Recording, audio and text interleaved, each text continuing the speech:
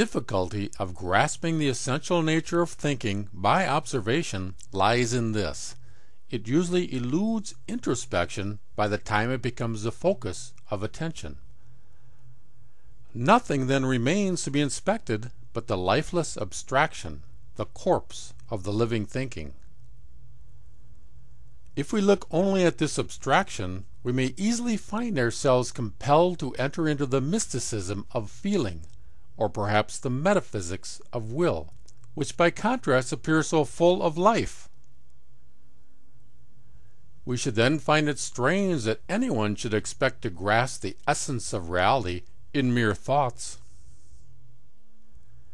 But if we once succeed in really finding life in thinking, we shall know that swimming in mere feelings, or being intuitively aware of the will element, cannot even be compared with the inner wealth and the self-sustaining yet ever-moving experience of this life of thinking, let alone be ranked above it. It is owing precisely to this wealth, to this inward abundance of experience, that the counter-image of thinking which presents itself to our ordinary attitude of mind should appear lifeless and abstract. No other activity of the human mind is so easily misunderstood as thinking. Will and feeling still fill the mind with warmth, even when we live through the original event again in retrospect.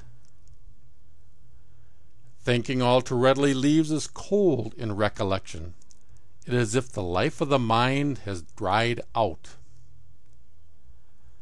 Yet this is really nothing but the strongly marked shadow of its real nature, warm, luminous, and penetrating deeply into the phenomena of the world. This penetration is brought about by a power flowing through the activity of thinking itself, the power of love in spiritual form. There are no grounds here for the objection that to discern love in the activity of thinking is to project into thinking a feeling, namely love, for in truth this objection is a confirmation of what we have been saying.